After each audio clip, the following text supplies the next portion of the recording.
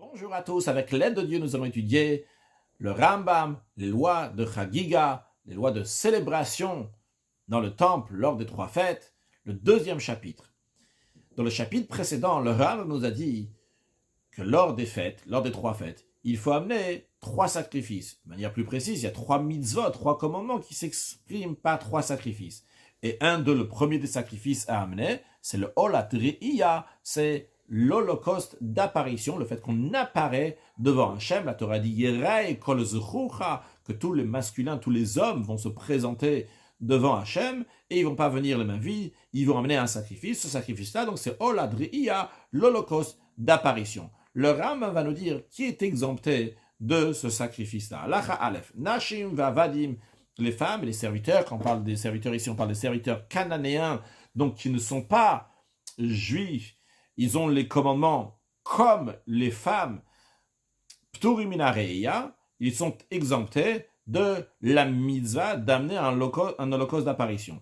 V'chol ha'anashim chayavim beria. Tous les hommes, eux, sont astreints au commandement d'amener un holocauste d'apparition, chutz mecheresh, à l'exception d'un sourd, ve'ilem, d'un muet, ve'choté, un aliéné, ve'katan un mineur, ve'souma un aveugle, ve'chiger un boiteux, ve'tamé un impur, ve'arel, un incirconcis, ve'chenazaken, ve'achole, ve'arar, ve'anogmeo, de même une personne âgée, le malade, la personne qui est très délicate, she'inam yicholim la'ot al raglem, que ces trois-là donc ne peuvent pas monter, ne peuvent pas aller en marchant sur leurs pieds, ils ont besoin que quelqu'un va les porter, ou bien parce qu'ils sont âgés, ou bien parce qu'ils sont malades, ou bien parce qu'ils sont très délicats, ils ne peuvent pas mettre les pieds par terre. Certains disent que mettre les pieds par terre ici, ça fait référence quand on va dans le temple même, qu'on doit enlever donc les chaussures. Kol elu achad asar, ces 11 là qu'on vient de citer, pturin, ils sont exemptés donc de l'holocauste d'apparition, ou shakol anashim, et tous les autres hommes, chayavim bariya, ils sont astreints au commandement d'amener un holocauste d'apparition lors des trois fêtes. Dans le Rambam nous donne un peu plus de détails sur certaines définitions qui viennent d'être dites. À Cheresh, en ce qui concerne donc le sourd, en général, souvent quand on dit le Cheresh dans la loi, dans la Gemara, c'est le sourd muet. Ici, le Rambam nous dit non, Afal Pisho Medaber. On parle d'un sourd même s'il parle. Il n'est pas muet. Afilu Cheresh Boz no Achat. Et même s'il est sourd uniquement d'une oreille, Patur min hare'iyah, il est exempté d'amener un holocauste d'apparition lors des trois fêtes. De même l'aveugle, même s'il est aveugle seulement d'un seul œil, ou bien qu'il est boiteux d'un seul pied, patour, il est exempté de l'holocauste d'apparition lors des trois fêtes. À ilem, quand on dit donc celui qui est muet, à fabicho chomé, on parle de quelqu'un même qui l'entend, mais il ne peut pas parler, patour, il est exempté d'amener l'holocauste d'apparition lors des trois fêtes. Tum, quelqu'un qui a une membrane sur ses organes génitaux, on ne sait pas donc si c'est un homme ou une femme, androgynos, ou bien quelqu'un qui a les organes génitaux de l'homme et de la femme, pturim, ils sont exemptés d'amener le sacrifice d'apparition, de l'holocauste d'apparition lors des trois fêtes. Pourquoi? Parce que on a un doute que peut-être c'est une femme, peut-être s'ils sont une femme, donc ils n'ont pas besoin d'amener ce sacrifice-là. Celui qui est à moitié serviteur et à moitié affranchi, c'est-à-dire que par exemple il avait donc 2 mètres et un des 2 mètres l'a affranchi, donc maintenant il est à moitié affranchi, mais il est encore serviteur d'un autre côté. Eh bien, Patour, il est exempté d'amener le Olat Re'iyah, parce qu'il a un côté serviteur, vu qu'il est moitié serviteur par rapport à ce côté-là. Il est comme un serviteur cananéen, donc n'amène pas le Olat Re'iyah. Bien, jusqu'à présent, on a dit ceux qui sont exemptés d'amener ce Olat Re'iyah. Mais d'où on apprend ça? Le verset dit Yera et kol zchucha. Le Rav va nous donner donc des versets au fur et à mesure pour nous prouver tout ce qui a été dit jusqu'à présent. La Torah dit que lors des trois fêtes apparaîtra chaque homme dans le temple. Le fait qu'il y a écrit Yera et kol zchucha, donc zchucha c'est un zachar, c'est un mâle, les autres c'est un anashim, ça exclut les femelles, donc ça exclut les femmes. Ça exclut aussi donc le tum, celui qui a la membrane qui recouvre les organes génitaux, et celui qui a les organes génitaux d'hommes et de femmes. Vu que la Torah dit zchucha, celui qui est zachar, celui qui est mâle, non pas celui qui a un doute de mâle ou de femelle. Et vu que les femmes y sont exemptées, eh bien tous les commandements positifs qui dépendent du temps que les femmes y sont exemptées, donc les serviteurs cananéens aussi y sont exemptés. Donc on apprend que les serviteurs aussi sont exemptés de cela. Ve'od, encore une raison pourquoi les serviteurs ils sont exemptés. Arenemar, la Torah dit, à propos de la mitzvah de Hakel, de rassemblement, qu'on apprendra dans le prochain chapitre, que la Torah dit, Bevokol Israël, lorsque tous les bénis Israël viennent pour se présenter, apparaître devant Hachem. Il y a l'expression ici qui dit Israël, Leotsia Avadim, ça vient sur les serviteurs cananéens. Alors vrai que le verset il parle du Hakel, du rassemblement qui a tous les 7 ans, mais on apprend donc par un raisonnement analogique, par un raisonnement un raisonnement analogique, de la même manière qu'en ce qui concerne donc la mitzvah du Hakel, du rassemblement, les serviteurs cananéens ils sont exemptés, de la même manière aussi pour le Olad Re'iyah. Venemar, il est dit, donc le Ram maintenant va nous prouver pourquoi celui qui est aveugle, lui est exemplé de Olad Re'iyah, parce que la Torah dit Bevo kol Israël les Raot, lorsque tout le peuple juif va venir apparaître. Donc ce qui est écrit c'est les Raot. Les Raot c'est apparaître devant Hachem, donc se montrer devant Hachem. Mais la manière que c'est écrit peut se lire aussi l'irot, pour voir Hachem. Que Shem Shem Baim les Raot, de la même manière qu'ils viennent pour se présenter devant Hachem, pour que Hachem va les voir, Kachem Baim l'irot, de la même manière aussi, ils viennent pour voir. Qu'est-ce qu'ils viennent voir? Ils viennent voir Hada, Kocho, la splendeur de sa sainteté, ou Bet Shrinato, et le lieu de sa demeure Hachem. Et donc le Otisuma, ça exclut donc l'aveugle Shenoré, qui ne voit pas. Afilu Nismet Eino Achat, même s'il y a juste un œil qui est aveugle. Share En Riyato Shlema Ogmura, vu que sa vue n'est pas complète, n'est pas parfaite, eh bien, la Torah lui dit que lui, il est exempté du Olat Re'iyah. Visham Ne'amar. Même dans le contexte du Hakel, il est dit, les man Yishmeo, afin qu'ils vont entendre. De l'expression de Yishmeo, on dit, les Hotzi Mishein Shomea Shmiya Gmura, ça vient exclure celui qui n'entend pas complètement. Donc même si quelqu'un, donc il est sourd seulement d'une seule oreille, eh bien, il est exempté de Oladriya. Encore une fois, comme on l'a dit donc tout à l'heure, que c'est dit à propos du Hakel, mais on l'apprend, donc pour aussi la Oladriya.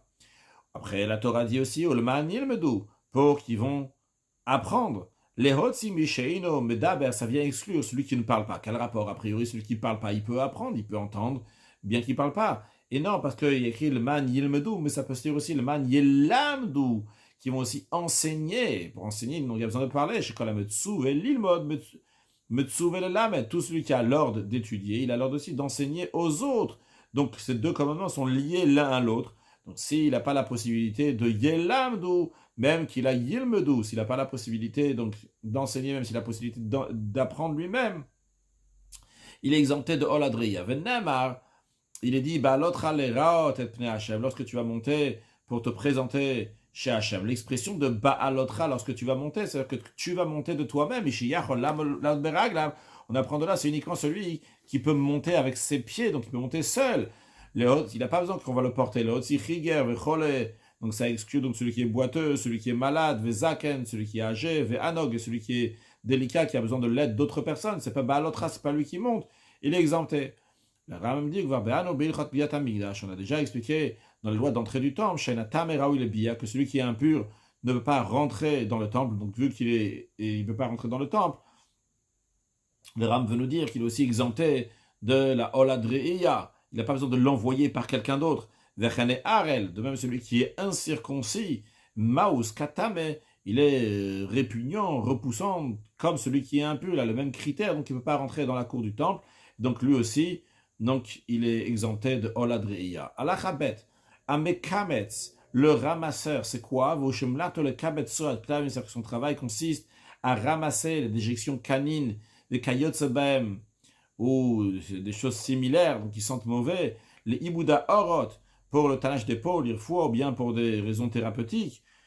Donc c'est des gens que leurs vêtements sentent mauvais, qu'eux-mêmes ils sentent mauvais. De même, celui qui extrait le cuivre de l'endroit où on extrait le cuivre donc de la terre, et donc il y a tout un processus à faire de raffinement pour sortir le cuivre et séparer donc des psols, des choses qui sont mauvaises, et ça sent mauvais. Ve'avdanim, les tanneurs, bien qu'ils sentent mauvais à cause de leur travail. Quand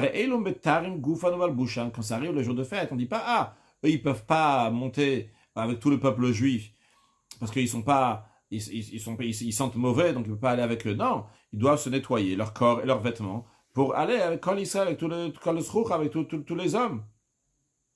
Ve'olim bichlal Israël erod. Donc il monte à Yerushalayim avec tous les Bnei Israël pour apparaître dans le temple. Halacha Gimel. En ce qui concerne un enfant, un mineur, kol katan sheyachol lechos biyado shel aviv. Tout enfant, tout mineur qui n'a pas besoin qu'on le porte, mais qui peut tout simplement en tenant la main de son père, ve'lalot Yerushalayim l'Arabait, de monter depuis Yerushalayim jusqu'au mont du temple. Aviv chayav la loto, son père a le devoir de le faire monter donc à la fête ou les raotbo et d'apparaître dans le temple avec son fils. Donc c'est un commandement qui est sur le père, que des chantre bemitzvot pour éduquer le fils. Dans les commandements, Shenema, quand on aura dit, Yerei kol zechucha, apparaîtra tous tes mâles. Donc on dit kol zechucha, donc ça vient inclure aussi cet enfant-là. Donc le père peut accompagner, sans le porter. Vimaya katan chiger sumasi. Ce mineur était boiteux ou bien aveugle, même si juste avec un seul pied qui était boiteux, un œil qui était aveugle, ou bien avec une oreille qui n'entendait pas. Et le père n'a pas le devoir de l'éduquer à aller au temple. Bien qu'il peut guérir, c'est-à-dire qu'avant qu'il va grandir, avant qu'il devienne bar mitzvah, avant qu'il devienne majeur, il aura la possibilité de marcher, de voir avec les deux, de marcher avec les deux pieds bien, d'entendre bien avec les deux oreilles, de bien voir avec les deux yeux. Quand même, le père n'a pas le devoir maintenant de l'amener. Pourquoi? Parce que chez Iloya Gadolkar, si il serait majeur dans la même situation, Ayapatou, il serait exempté, comme nous l'avons expliqué dans l'Acha Aleph. C'est la raison pour laquelle, quand il est mineur, il est dans une situation qu'en étant majeur, il ne serait pas parti dans le temple, eh bien, il n'y a pas d'ordre de l'amener dans le temple.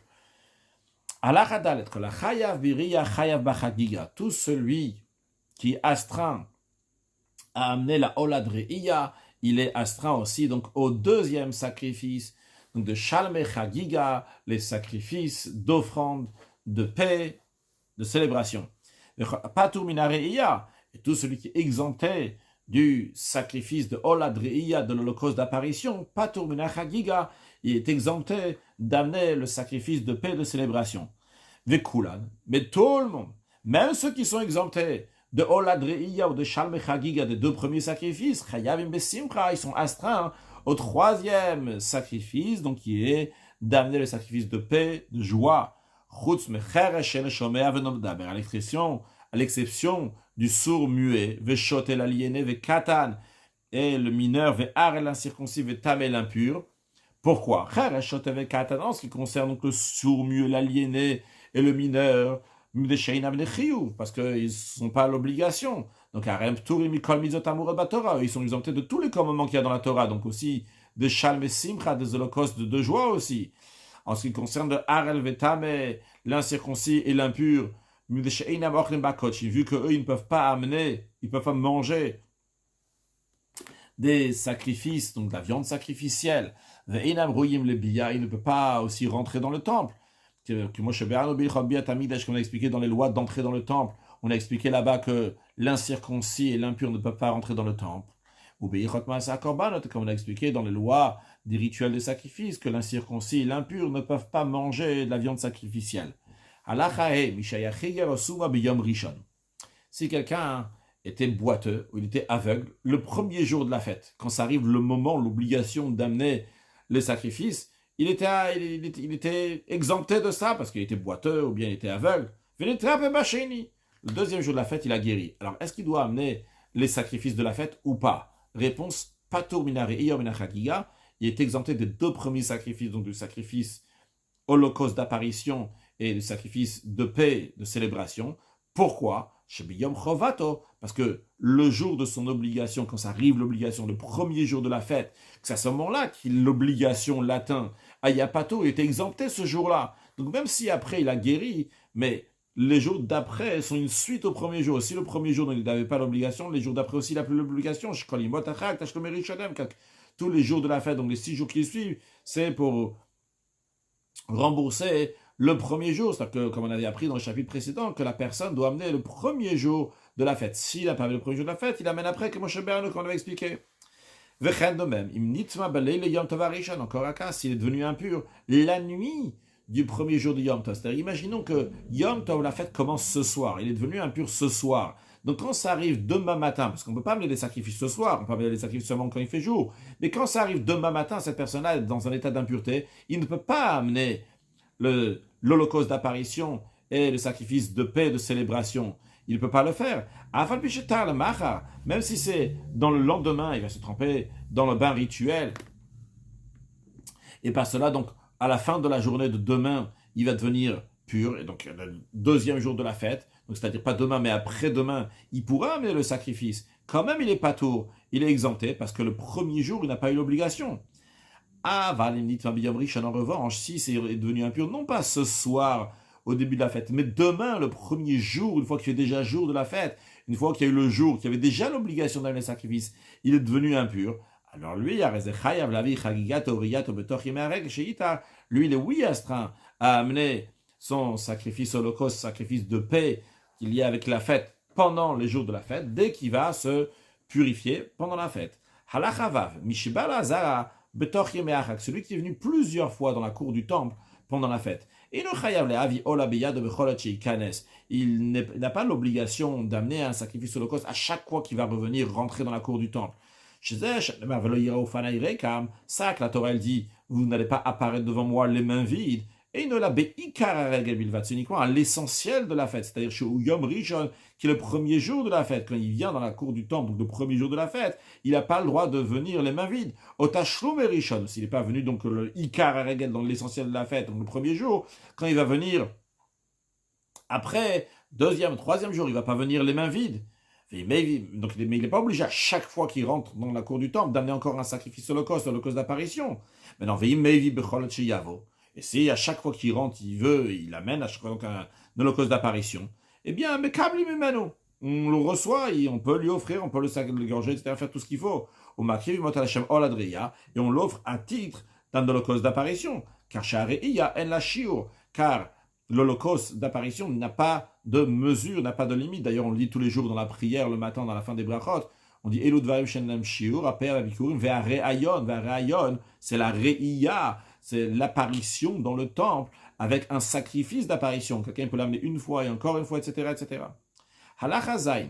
Ifish Eser Be'amot HaChagigat. Si quelqu'un il a désigné 10 animaux pour son sacrifice de paix, de célébration, donc sa chagiga, il est venu le premier jour dans le temple, et il a amené une partie de ces animaux-là au Passak, et il s'est arrêté, il n'a pas fini les 10. Eh bien, suite à cela, il ne pourra pas amener, par exemple, s'il a amené le premier jour 10, 5 sur les 10, et il s'est arrêté, les 5 sont, c'est lui qui a décidé d'arrêter, eh bien, il ne peut pas amener encore 5 le lendemain, ou plus tard dans la fête. Pourquoi parce qu'il a laissé, il a montré par cela que son intention était de l'amener dans un autre jour. Et il n'a pas le droit d'amener dans un autre jour. D'après certains, la raison, elle est pour Baltos. Il n'a pas le droit de rajouter encore sur ces sacrifices-là de Chagiga.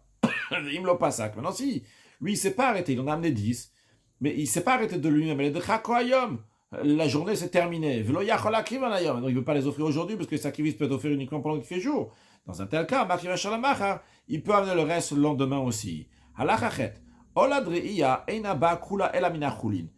L'holocauste d'apparition doit être amené uniquement de l'argent qui est profane. Avant de continuer, le Ram va nous parler du Maaser Sheni. Le Maaser Sheni, c'est lorsque quelqu'un il a des produits agricoles, il fait un premier Maaser, puis il fait un deuxième Maaser. On ne va pas rentrer dans les détails quand est-ce qu'il le fait, mais en tous les cas, il fait le Maaser Sheni, donc encore une fois, un 10%. Ce deuxième 10% qui s'appelle le Maaser Sheni, le devoir du propriétaire, c'est de prendre ces produits agricoles, donc ces 10%-là de Maaser, qui s'appelle Maaser Sheni, et d'aller les manger à Yerushalayim. Si quelqu'un, par exemple, a 1000 kilos de produits agricoles, il ne peut pas tous les prendre et les amener à Yerushalayim. Ce qu'il va faire, c'est qu'il va les vendre, et il va recevoir, par exemple, 1000 euros, et avec ces 1000 euros-là, il va aller à Yerushalayim. À Yerushalayim, il va acheter de la nourriture pour manger à Yerushalayim.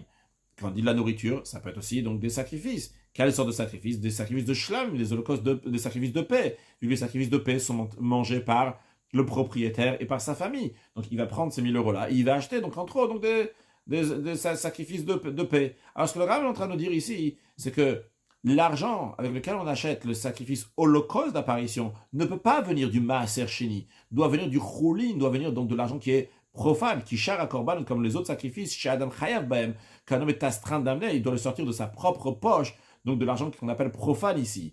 Aval Shalmei Chagiga, en revanche, la deuxième catégorie de sacrifice, donc les sacrifices de paix, de célébration, de chagiga, baot imot maaser sheni, il peut les acheter avec partiellement, qu'il va y avoir dans ce sacrifice-là, de l'argent du maaser sheni, mais oravot imot chulin, qui sera mélangé aussi avec de l'argent profane. C'est-à-dire que le propriétaire, lokeach minata rovet behema, qu'avec ce mélange d'argent, c'est-à-dire l'argent profane et l'argent aussi de maaser sheni, il va acheter un animal, ou makriv hachar mechagiga, et il va l'offrir en tant que sacrifice de paix pour célébration. Juste, il n'y a pas écrit dans le Ram, mais je dis oralement, parce qu'on apprend ça, parce qu'il y a écrit Misat nidvat yadcha asher titen kasher yevarecha Hashem elokecha, l'expression de Misat, qui est en langage de masse, qui veut dire une taxe. Quand c'est une taxe que tu dois payer, c'est une taxe que tu dois payer de ta propre poche. Donc d'un côté, le verset dit Misat nidvat yadcha, Misat, c'est la masse, la taxe que tu as donnée, mais dans la suite, il y a écrit kasher yevarecha, comme de ce qu'Hachem t'a béni. Ce qu'Hachem t'a béni aussi, donc avec de l'argent du maaser sheni. Donc il peut faire un mix des deux, et du mas, de misat, de l'argent qui est choulin, qui est profane, et aussi de nidvat yatra, que matat Hashem lokecha, donc du don qu'Hachem t'a donné, donc du maaser sheni. Verou, le Rav me dit attention, ceci est à condition, chez Yeshiur achila rishona mina choulin, que la première quantité, et que l'argent du choulin, de la partie profane qui est dans ce mélange-là, il y aura de quoi faire le premier repas de la fête de Yom Tov. Si ce n'est pas le cas, il ne peut pas acheter avec cet argent-là, donc l'argent du maaser sheni, les shalmei chagiga, sacrifices de paix de célébration. Pourquoi? Parce que les sacrifices de paix de célébration, c'est une obligation. Et la règle, tout ce qui est obligé, il doit venir de l'argent qui est profane, de l'argent ordinaire, que la personne va payer sa masse, va payer, donc sa taxe qu'il doit payer, non pas du maaser sheni. Donc il faut au moins qu'il y ait le premier manger, donc son premier jour, va être donc de l'argent qui est choulin, qui est profane. À la chatet. Un homme peut s'acquitter pour amener le deuxième sacrifice qu'il doit amener. Jusqu'à présent, on a parlé donc de la olat riya, donc l'holocauste d'apparition. Il y a le deuxième sacrifice qu'il doit amener, qui est le sacrifice de paix, de célébration. Eh bien, il peut s'en acquitter en amenant le maaser be'ima, la dîme de ces animaux. C'est-à-dire, la Torah, elle dit que lorsque il y a 10 animaux, il doit les faire passer donc à la porte de son enclos en comptant 1, 2, 3, 4, 5, 6, 7, 8, 9, et le 10e, il va lui mettre une tache rouge sur le 10e animal. Cet animal-là, en général, s'il ne va pas être utilisé pour le shalmei chagiga, le propriétaire, qu'est-ce qu'il doit en faire? Il doit le prendre, l'amener au temple, et le faire la shrita au temple, après c'est le propriétaire qui va manger. Eh bien, le chidouche ici que le Ram est en train de nous dire qu'il peut utiliser cet animal, que de toutes les façons il devait amener au temple, eh bien, il peut l'utiliser pour s'acquitter de son devoir, de son deuxième sacrifice, donc de shalmei chagiga, le sacrifice de paix, de célébration. Mais, dans un tel cas, il ne pourra pas offrir ce sacrifice-là le jour même premier jour de la fête, qui est Yom Tov, mais uniquement dans les jours après, dans les jours de Chol HaMoed, donc on appelle demi-fête. Quelle est la raison? Pourquoi il ne peut pas amener le jour même de Yom Tov? Gzeira Shema Yasser Yom Tov, les sages ont interdit, de peur qu'il va faire le maaser, il va faire donc rentrer dans l'enclos et faire sortir donc jusqu'au 10e, le jour même de Yom Tov. Et le problème, il est qu'il va mettre une tache rouge sur l'animal, sur le 10e animal pendant Yom Tov. Donc il va écrire pendant Yom Tov, ce qui est interdit. C'est la raison pour laquelle il peut s'acquitter donc de shalmei chagiga avec ce maaser be'ima, avec ce 10e animal, mais il ne peut pas le faire pendant Yom Tov même, il pourra le faire uniquement Chol HaMoed. Halacha Yud. Le Raman maintenant va nous parler donc, du troisième sacrifice qui est amené. Donc en plus de 1, l'holocauste d'apparition, en plus de 2, le sacrifice de paix de célébration, il y a un troisième sacrifice donc, qui était offert, on a dit, shalmei simcha, le sacrifice de paix de joie.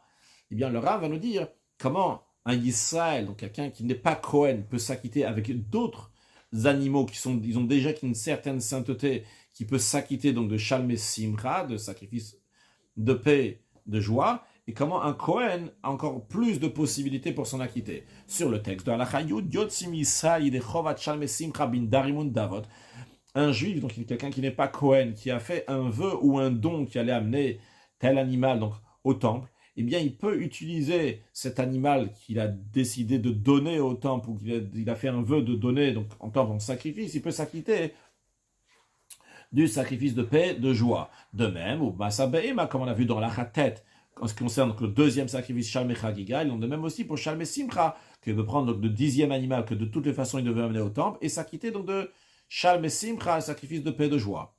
Vea Kohanim, les Kohanim ont encore plus de possibilités pour s'acquitter de cette mitzvah, de ce commandement de manger de la viande qui réjouit pendant la fête.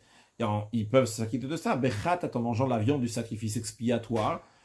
Donc quelqu'un a amené un sacrifice expiatoire, il y a une certaine partie qui va aller pour le Kohen, que les Kohanim vont manger. Ou Behacham, de même donc, la viande, le sacrifice de culpabilité. Ou Bebechor, ou bien la viande d'un premier-né. Tout ça, c'est de la viande qui est donnée aux Kohanim.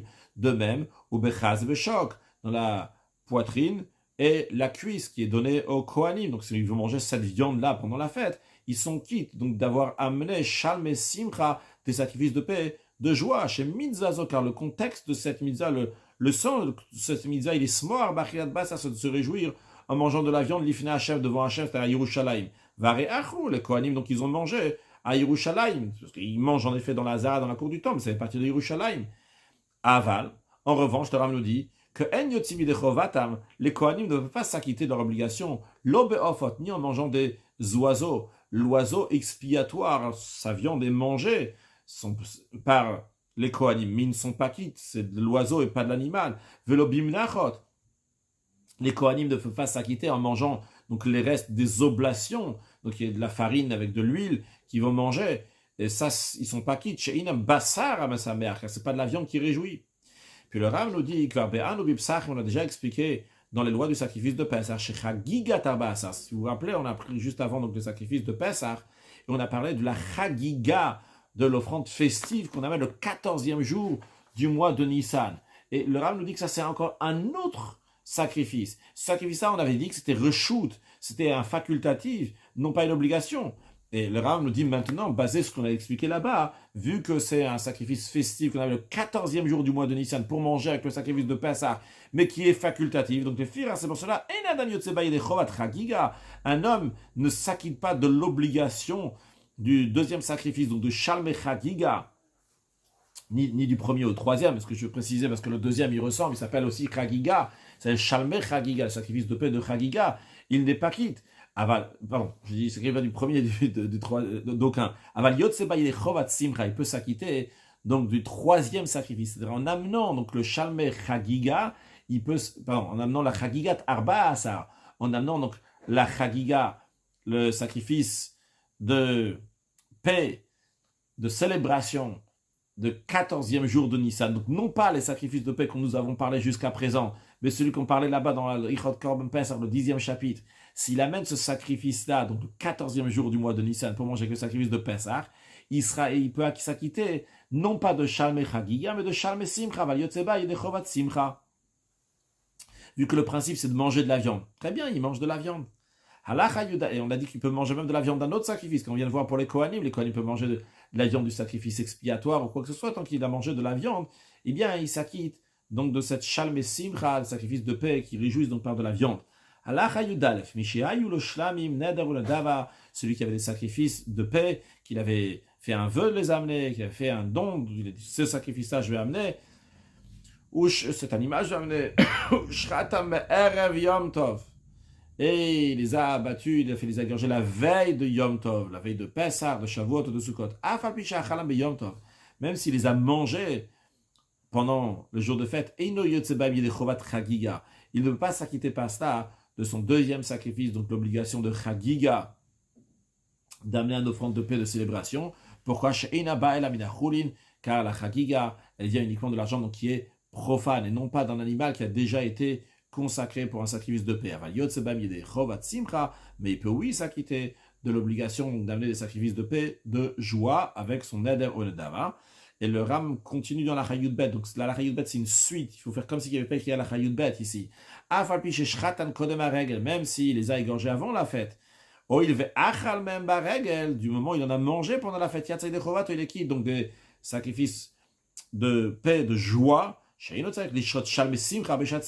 pas besoin de faire la shrita, l'abattage de ces offrandes de paix, de joie au moment de la joie. Il peut le faire même avant, du moment qu'il va le manger pendant le moment de joie. Halakha Yud Gimel. Lo yavi adam toda b'yom arba'asar un homme ne doit pas amener un sacrifice de remerciement le 14e jour du mois de Nissan, vu que ce sacrifice de remerciement vient avec 40 pains, et parmi ces pains-là, il y en a certains qui sont chametz, chametz sheba.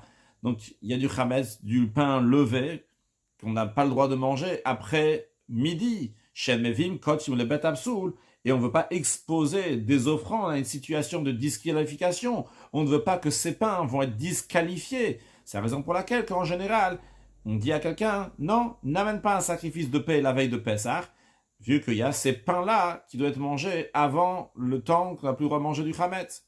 Maintenant, Ve'imevi, si quelqu'un il a, oui, amené quand même, il a amené un sacrifice de paix la veille de Pessah.